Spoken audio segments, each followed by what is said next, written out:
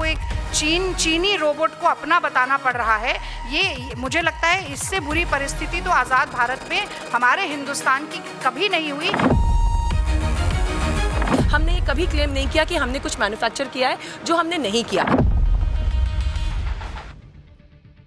पाठशाला की पहली क्लास 20 देशों के प्रमुख, बड़े बड़े सीईओज, पीएम मोदी की धुआंधार मीटिंग्स में भारत को चमकाने वाले कौन से बड़े फैसले हो गए? एआई कितनी नौकरियां खा जाएगा? सबसे बड़े सवाल पर ऐसा क्या जवाब दिया पीएम मोदी ने कि सब चौंक गए? भारत के मेगा एआई समिट में चीन के कुत्ते पर भयंकर बवाल, गलगोटिया यूनिवर्सिटी के कांड पर अब क्या एक्शन होने जा रहा है? भारत के इनोवेटर्स के वो शानदार प्रोडक्ट्स दिखाने वाला कंप्लीट चैप्टर खोलने जा रहा हूं जो आपको गर्व से भर देगा। देखिए, जिस वक्त दुनिया के बहुत देश एआई के बारे में सिर्फ सोच ही रहे हैं, उस वक्त में नरेंद्र मोदी ने सोच से आगे बढ़कर ग्लोबल लेवल की समिट करवा दी, जिसमें दुनिया भर के नेता आ रहे हैं, दुनिया भर की बड़ी बड़ी कंपनियां आ रही हैं, दुनिया में भारत की चर्चा हो रही है, बड़ी बड़ी कंपनियों के सीईओज आ रहे हैं। लेकिन हमारे यहां इस पर बात करने की जगह बात क्या हो रही है? एक प्राइवेट यूनिवर्सिटी के कांड की बात हो रही है कि चाइना का रोबोडॉग कैसे आ गया, और एक कांड को बता दिया गया कि पूरा समिट ही एकदम खत्म हो गया। भाई, आज पूरा दिन लोग इसी में लगे रह गए। मेगा एआई समिट हो रहा है, देश के लिए गर्व की बात होनी चाहिए। वहां चीन के कुत्ते पे बहस चल रही है। इस यूनिवर्सिटी ने जो किया उसका नतीजा तो वो भुगत रही है, आगे और भुगतेगी। लेकिन इस एक कांड से जो लोग पूरी एआई समिट को लपेट रहे हैं, कांग्रेस तो पूरे एआई समिट को खत्म मामला बताने लग गई। जो लोग एआई समिट को लेकर पॉलिटिक्स कर रहे हैं, उन्हें आज पाठशाला का यह चैप्टर जरूर देख लेना चाहिए।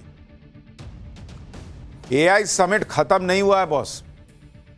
दुनिया भर में इसकी चर्चा क्यों हो रही है, आज आपको दिखाऊंगा। 20 देशों के बड़े बड़े नेता यहां आ रहे हैं, मिल रहे हैं, बड़े बड़े सीईओ से मुलाकात हो रही है पीएम मोदी की। प्रधानमंत्री मोदी ने अपनी धुआंधार मीटिंग्स में भारत को चमकाने वाले कौन से बड़े फैसले किए हैं, आज आपको वो भी बताऊंगा। मोदी की एआई समिट को कैसे दुनिया एक बड़ी पहल और बड़ा अचीवमेंट मान रही है, आज आपको सुनना चाहिए, क्योंकि यहां तो खाली गलगोटिया यूनिवर्सिटी के कांड के अलावा जैसे कुछ हुआ ही नहीं ऐसा लग रहा है। सिर्फ एक कंट्रोवर्सी को दिखाकर भारत के इनोवेटर्स की क्षमता पर जो लोग डाउट कर रहे हैं, उनके डाउट आज मैं क्लियर करूंगा। आपको बताऊंगा कि भारत के इनोवेटर्स ऐसे कौन कौन से काम कर रहे हैं जो चीन से किसी मामले में कम नहीं है। चीन के रोबोडॉग की बड़ी आज लोगों ने चर्चा की। भारत क्या अपना रोबोडॉग नहीं बना रहा है? आज आपको उससे भी मिलवाऊंगा। भारत किसी से कम नहीं है, यह चैप्टर आपको बताएगा। लेकिन पहले आप देखिए कि भारत की एआई समिट को लेकर 2 दिन से जो माहौल बनाया जा रहा था, उस माहौल को कैसे पीएम मोदी ने एक झटके में आज बदल दिया। उसकी एक झलक।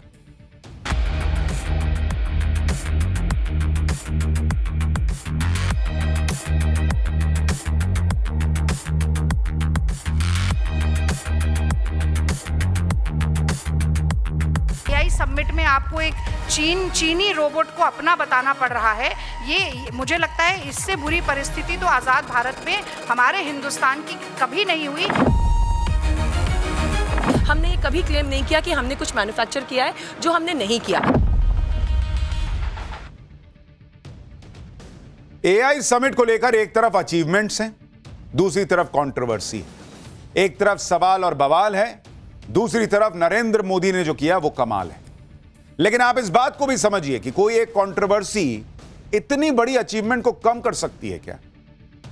अगर आपके दिल में अपने देश के प्रति जो गर्व का भाव होना चाहिए वो नहीं है, तभी आपको लगेगा कि एआई समिट खराब हो गई। एआई समिट को लेकर चाइनीज रोबोडॉग और एक प्राइवेट यूनिवर्सिटी की जो कंट्रोवर्सी हुई, उसके बारे में आगे बताऊंगा। लेकिन पहले अचीवमेंट की बात करना जरूरी है बॉस, क्योंकि नरेंद्र मोदी की एआई समिट ऐसी है, भारत की एआई समिट ऐसी है जिसकी बात पूरी दुनिया में हो रही है।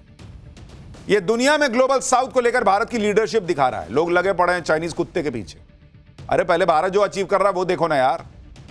आप देखिए कि कुछ देर पहले ही पीएम मोदी एआई समिट में पहुंचे और वहां वर्ल्ड लीडर्स का स्वागत किया। 20 देशों के प्रमुख एआई समिट के लिए भारत आए हैं। इसमें से ज्यादातर नेता भारत आ चुके हैं। पीएम मोदी ने एआई समिट में उनका स्वागत किया। यूएन के जनरल सेक्रेटरी भी भारत मंडपम पहुंचे। यानी कोई छोटा मोटा इवेंट कर दिया वैसा नहीं है। दुनिया को नरेंद्र मोदी ये दिखा रहे हैं कि भारत जो चीजें कर रहा है वो किस बड़े स्केल पर करता है। बड़े बड़े नेता एआई समिट में आ चुके हैं। बड़ी बड़ी कंपनियों के सीईओ इसके लिए आए हुए हैं। आज पीएम मोदी ने गूगल के सीईओ सुंदर पिचाई से भी मुलाकात की है। तस्वीरें आप देखिए। अच्छा, पीएम मोदी कई बार विदेश जाते हैं तो सूट बूट पहनते हैं। आज बहुत दिन बाद घर में भी देख रहा हूं, भारत में भी सूट बूट पहन के थे। पीएम मोदी ने सुंदर पिचाई के साथ एआई पर चर्चा की। कैसे गूगल जैसा टेक्नोलॉजी जायंट भारत के टैलेंट स्टूडेंट्स और प्रोफेशनल्स के साथ एआई की फील्ड में काम कर सकता है, इस पर बातचीत हुई। गूगल के सीईओ ने आज ही एक बड़ा ऐलान भी कर दिया। सुंदर पिचाई ने कहा कि वो इंडिया अमेरिका कनेक्ट इनिशिएटिव का ऐलान कर रहे हैं। इसके तहत भारत और अमेरिका के बीच एआई कनेक्टिविटी को बढ़ाया जाएगा। इसके साथ Google AI professional certificate programme का भी ऐलान किया गया। भारत की बात करते हुए गूगल के सीईओ ने कहा कि भारत की स्थिति बहुत अच्छी है, कोई बाधा है ही नहीं। सुंदर पिचाई ने कहा कि भारत इस तरह का बदलाव ला रहा है या भारत में ऐसा बदलाव हो रहा है जिससे next world leading AI major Bharat में तैयार होंगे। सुंदर पिचाई को दिख रहा है कि भारत में गजब हो रखा है एआई के मामले में। कांग्रेस कह रही कि बाप रे बाप, क्या ही कांड हो रहा है, क्या हो रहा है, कुछ नहीं हो रहा। सुंदर पिचाई ने माना कि भारत में एआई के इकोसिस्टम को विकसित करने में अहम काम हुआ है। सुंदर पिचाई ने भारत के एआई मॉडल सर्वम का जिक्र किया, जो बताता है कि भारत में घरेलू लेवल पर एआई तकनीक पर बढ़िया काम हो रहा है। यहां भारत में कुछ लोग एआई समिट पर सवाल उठा रहे हैं। उधर दुनिया के बड़े बड़े देशों के नेता एआई समिट को लेकर इतना एक्साइटेड हैं कि वो नरेंद्र मोदी के साथ दिल वाला इमोजी बना रहे हैं। पीएम मोदी और फ्रांस के राष्ट्रपति की यह तस्वीर एआई जनरेटेड है, लेकिन इसे फ्रांस के राष्ट्रपति ने पोस्ट किया है। मतलब ये बताते हुए कि हम ऐसा ही कुछ फील कर रहे हैं। और लिखा है कि when friends connect, innovation follows, ready for the AI impact summit. आप देखिए कि एक तरफ भारत में ही एक इकोसिस्टम है जो एआई समिट को बदनाम करने में लगा है, दूसरी तरफ दुनिया की बड़ी बड़ी कंपनी के प्रतिनिधि भारत के एआई ताकत को सलाम कर रहे हैं। जैसे प्रोसेस, जो दुनिया की बड़ी टेक इन्वेस्टर्स कंपनी है, वो कह रही है कि भारत में उपभोक्ता उद्यम मजबूत है। कंपनी के अधिकारी कह रहे हैं कि भारत की ग्रोथ बहुत फास्ट है। कंपनी बोल रही है कि भारत का एआई समिट ग्रेट है, यह बहुत बड़ा है, यहां बहुत सी चीजें हो रही हैं, बहुत ही अद्भुत है।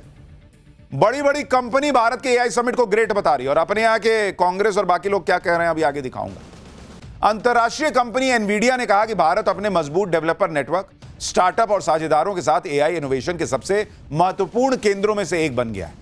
यह बातें वो कंपनी कह रही है जो दुनिया की सबसे बड़ी कंपनियों में गिनी जाती है। इसी तरह global venture capital firm Accel ने कहा है कि भारत अगले दशक में टेक्नोलॉजी का उपयोग करके अपने मार्केट कैपिटलाइजेशन को $2 ट्रिलियन अमेरिकी डॉलर का इजाफा करने जा रहा है। कंपनी ने कहा कि इसका मतलब यह है कि भारत में $100 बिलियन वाली कई कंपनियां होने वाली हैं और यह बहुत बड़ा जंप होगा।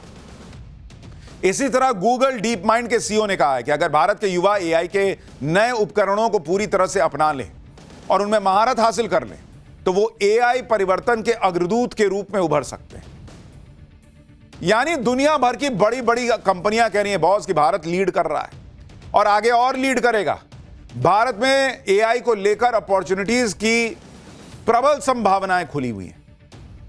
आप मेटा कंपनी के एआई चीफ ऑफिसर को सुनिए, जो कह रहे हैं कि अमेरिका की तुलना में भारत में ज्यादा कंज्यूमर एआई स्टार्टअप्स हैं। वो भारत के लिए और क्या कह रहे हैं, एक बार सुनिए आप। I think India is actually दुनिया की बड़ी बड़ी कंपनियां भारत के एआई समिट को न सिर्फ गेम चेंजर बता रही हैं, बल्कि बड़ी बड़ी कंपनियां एआई के मामले में भारत में निवेश भी करने वाली हैं। ग्लोबल चिप मेजर क्वालकॉम ने यह कह दिया है कि भारत में 1360 करोड़ रुपए का निवेश का प्लान है।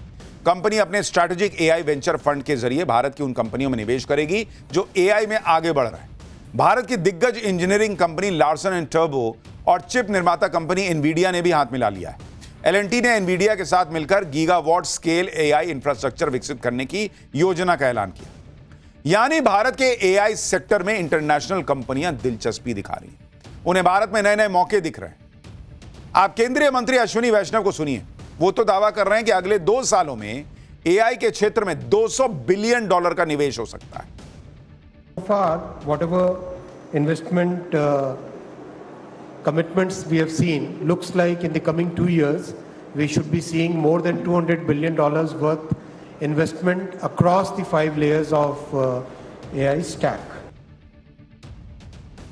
भारत में होने वाले एआई समिट की चर्चा पूरी दुनिया में हो रही है, क्योंकि ये एआई समिट ग्लोबल साउथ की आवाज बन रहा है। एआई को लेकर पीएम मोदी का क्या विजन है, वो पीएम मोदी ने खुद बताया।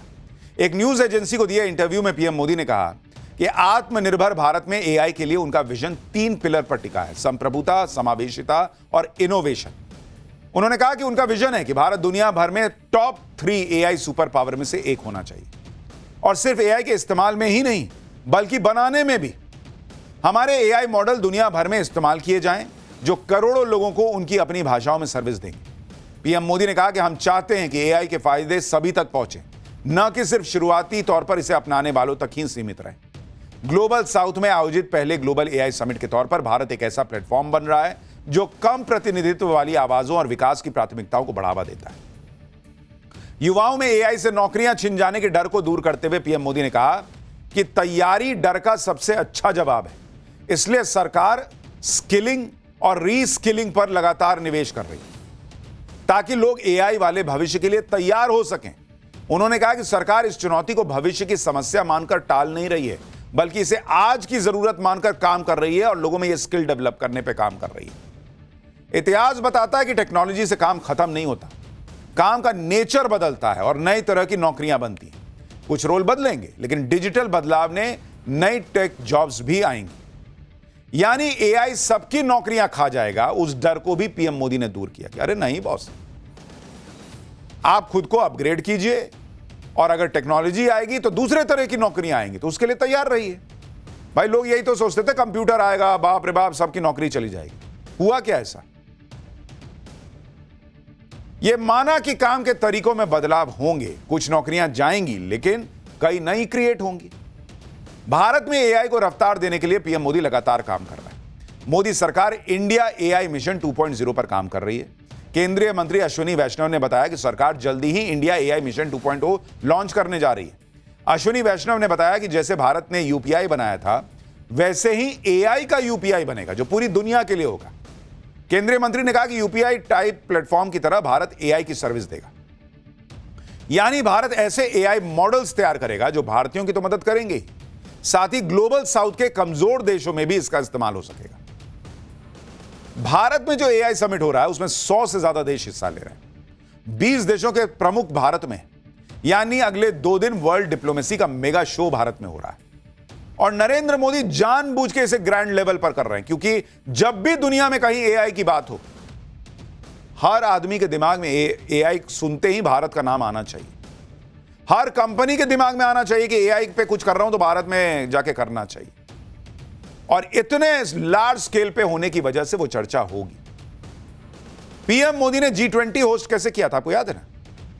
इतना ग्रैंड था कि दुनिया देखती रह गई थी। इससे भारत की ताकत और क्षमता का भी प्रदर्शन होता है। वैसे ही अब एआई समिट के लिए पीएम मोदी ने 20 देशों के नेताओं को भारत बुला लिया। आप देखिए, इन नेताओं के आते ही दोपहर में पीएम मोदी ने दिल्ली के हैदराबाद हाउस में बैक टू बैक द्विपक्षीय मुलाकातें की। दिल्ली में पीएम मोदी स्पेन के राष्ट्रपति से मिले, फिनलैंड के प्रधानमंत्री के साथ चर्चा की, सर्बिया के राष्ट्रपति के साथ पीएम मोदी ने बातचीत की, क्रोएशिया के प्रधानमंत्री भी आज पीएम मोदी से मिले, एस्टोनिया के राष्ट्रपति ने पीएम मोदी से मुलाकात की, कजाकिस्तान के प्रधानमंत्री से भी पीएम मोदी की मुलाकात हुई। इन मुलाकातों के दौरान पीएम मोदी ने स्पेन और फिनलैंड के राष्ट्र प्रमुखों से इंडिया ईयू ट्रेड डील पर भी बातचीत की। उन्होंने कहा कि यह फ्री ट्रेड एग्रीमेंट भारत और यूरोप के रिश्तों के स्वर्णिम युग की शुरुआत है। स्पेन के साथ डिफेंस, सिक्योरिटी, टेक्नोलॉजी पर बात हुई। फिनलैंड के साथ ट्रेड को डबल करने पर बात हुई। 6G जैसे टेक्नोलॉजी में सहयोग बढ़ाने पर बात हुई। मतलब एक पंथ दो काज, सबको बुला के भारत का रौला भी दिखा दिया। देखो यार, हम क्या जबरदस्त एआई समिट कर रहे हैं।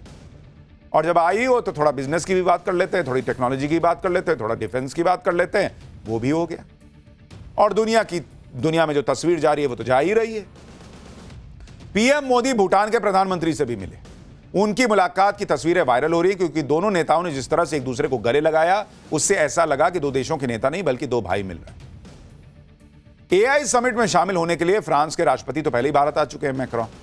आज ब्राजील के राष्ट्रपति भारत आए। ब्राजील के राष्ट्रपति अपने साथ करीब 300 सदस्यों वाला डेलीगेशन लेकर आए हुए हैं। ब्राजील के राष्ट्रपति लूला दा सिल्वा एआई समिट में शामिल होंगे। पीएम मोदी से द्विपक्षीय बातचीत करेंगे। ब्राजील के राष्ट्रपति ऐसे वक्त में भारत आए हैं जब ब्राजील भी अमेरिका और चीन पर अपनी निर्भरता को कम करना चाह रहा है और ब्राजील को भारत के रूप में एक भरोसेमंद पार्टनर दिख रहा है। राष्ट्रपति लूला दा सिल्वा 18 से 22 फरवरी तक भारत के दौरे पर रहने वाले हैं। ब्राजील के राष्ट्रपति के दौरे की बहुत चर्चा भी है, क्योंकि कहा जा रहा है कि भारत और ब्राजील के बीच बड़ी बड़ी डील हो सकती है। विदेश मंत्रालय ने बताया कि पीएम मोदी भारत और ब्राजील के रिश्तों को नए लेवल पर ले जाने वाले हैं। ब्राजील के राष्ट्रपति के दौरे पर ट्रेड टॉप एजेंडा है। भारत और ब्राजील के बीच द्विपक्षीय व्यापार 2024 के मुकाबले 2025 में 25% ऑलरेडी बढ़ चुका है।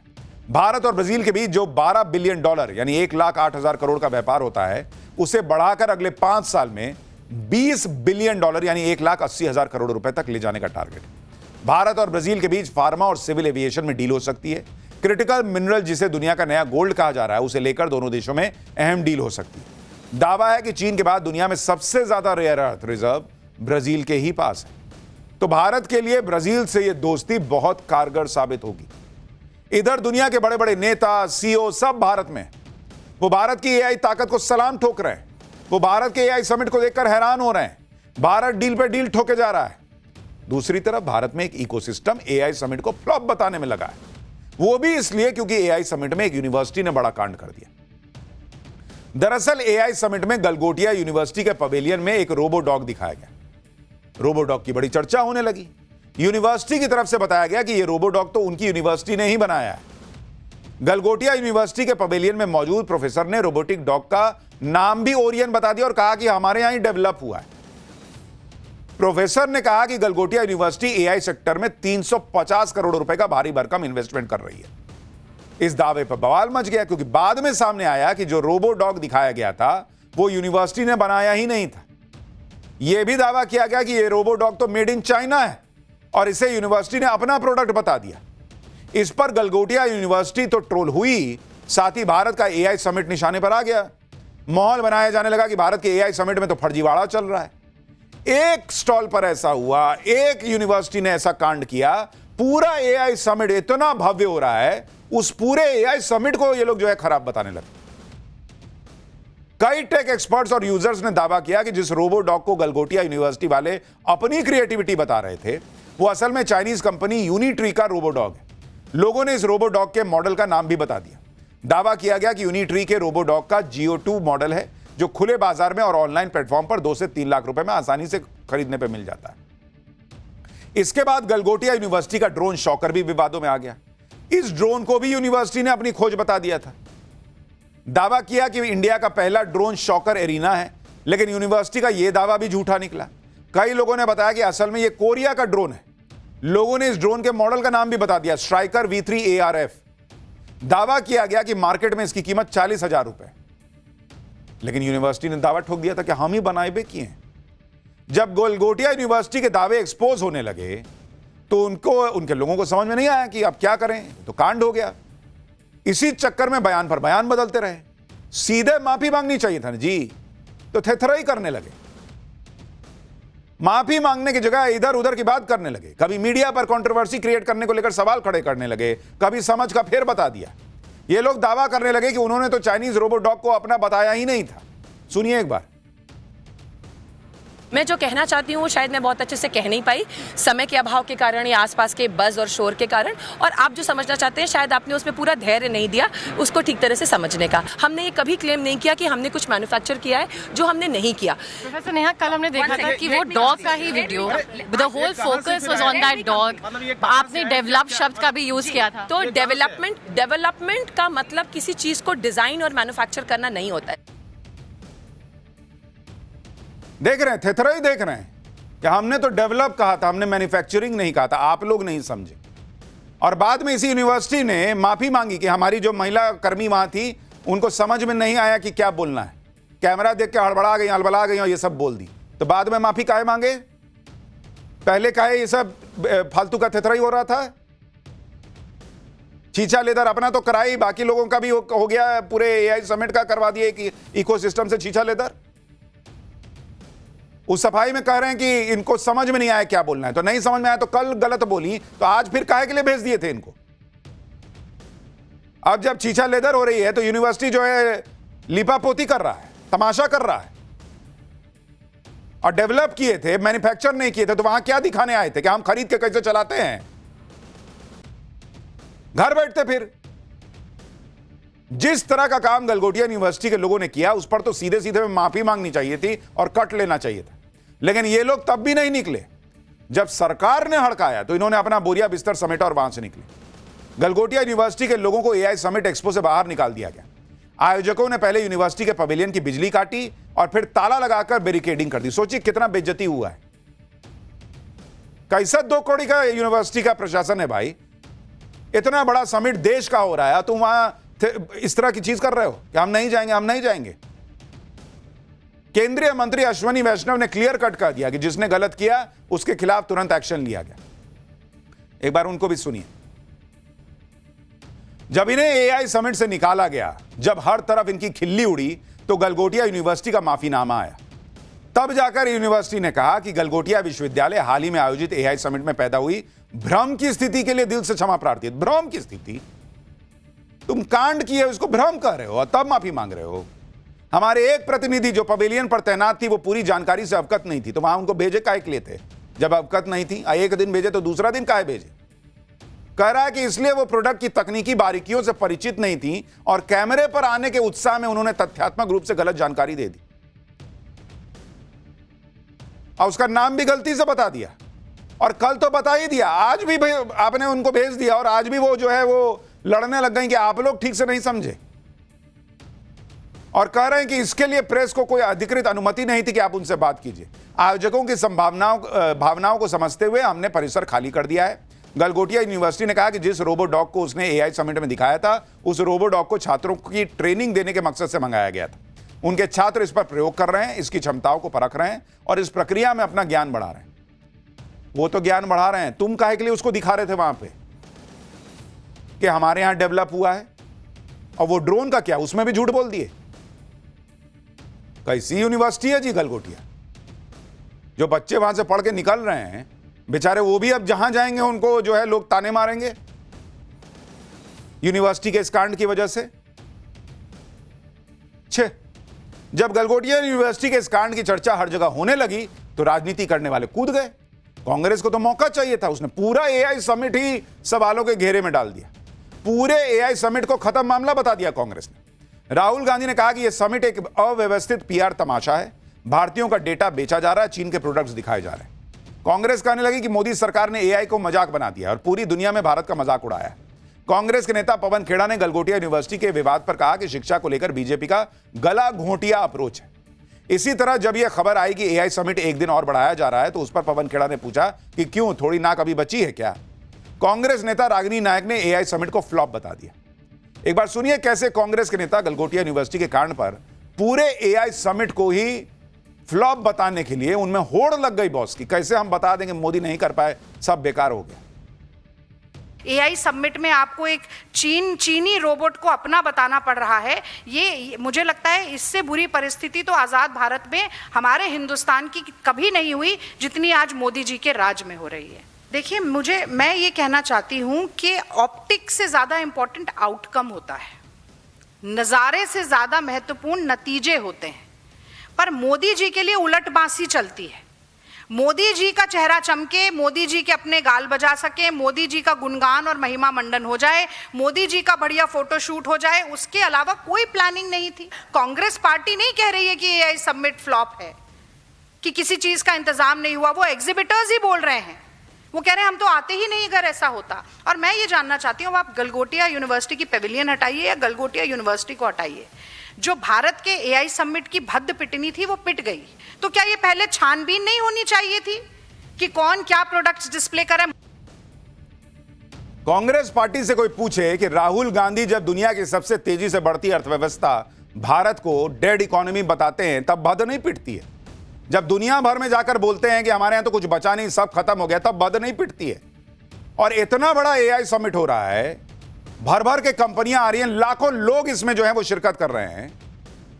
उसमें एक कोई यूनिवर्सिटी अपना कुछ करके लेके चली आई, उसके लिए आप कह रहे हैं कि पूरा एआई समिट खराब है, घटिया है, मोदी नहीं कर पाए। आपको खाली मोदी दिख रहा है, आपको यह नहीं दिख रहा कि ये भारत का समिट है। कैसे लोग हैं यार ये लोग? गलगोटिया यूनिवर्सिटी ने जो किया उसका अंजाम वो भुगत रहे हैं, उनकी जगहसाई हो रही है। लेकिन इस एक कंट्रोवर्सी से आप एआई समिट की बड़ी अचीवमेंट खत्म करना चाहते हैं। कितने सारे भारतीय हैं जो वहां पर अपनी मेहनत से चीजें लेकर आए हैं, उनका कुछ नहीं, उनकी अचीवमेंट कुछ नहीं। और ऐसा नहीं है कि भारत में एआई को लेकर कुछ नहीं हो रहा है। ऐसा भी नहीं है कि जिस चाइनीज रोबो डॉग को लेकर इतनी कंट्रोवर्सी हुई वैसे रोबो डॉग भारत नहीं बना पाता। भारत की कंपनियां भी स्वदेशी रोबो डॉग बना रही हैं। आप देखिए, भारत की उभरती हुई हाईटेक कंपनी एडवर्ब टेक्नोलॉजीज ने ट्रैकर नाम का एक रोबो डॉग विकसित किया है। जिसकी इंजीनियरिंग पूरी तरह से स्वदेशी है। इस रोबो डॉग को सर्विलांस, इंस्पेक्शन और सिक्योरिटी पेट्रोलिंग के लिए डिजाइन किया गया है। दिल्ली के एआई समिट में स्वदेशी रोबो डॉग ट्रैकर को डिस्प्ले किया गया। और आप सोचिए, जिन्होंने इतनी मेहनत से यह बनाया, उनकी बात नहीं हो रही है। एक ने कांड कर दिया तो सबकी मेहनत खत्म करने पे तुले हैं ये लोग। देखिए कैसे ये काम कर रहा है भारत का स्वदेशी डायलॉग। इसी तरह से भारत की दिग्गज engineering company Larsen and turbo भी इस तरह के रोबोट बना रही है। इसी तरह भारत की कई कंपनियां इस तरह के रोबोट्स बना चुकी हैं। पुणे की कंपनी म्यूकस रोबोटिक्स, इसी तरह एक और कंपनी है स्ट्राइडर रोबोटिक्स, ये लोग भी रोबोडॉग बना रही हैं। और इस तरह के रोबोडॉग्स का इस्तेमाल इंडियन आर्मी पहले से कर रही है और भारत की कंपनी ने इंडियन आर्मी के लिए ही रोबोडॉग्स बनाए। आप सोचिए, भारत में इतना सब कुछ हो रहा है, ऐसे ऐसे इनोवेशन हो रहे हैं। कांग्रेस को किसी हाल में बस साबित कर देना कि सब फेल हो गया, खत्म हो गया, मामला खत्म, समेटो खत्म करो, इस पर चर्चा ही मत करो, मोदी ने सब बर्बाद कर दिया।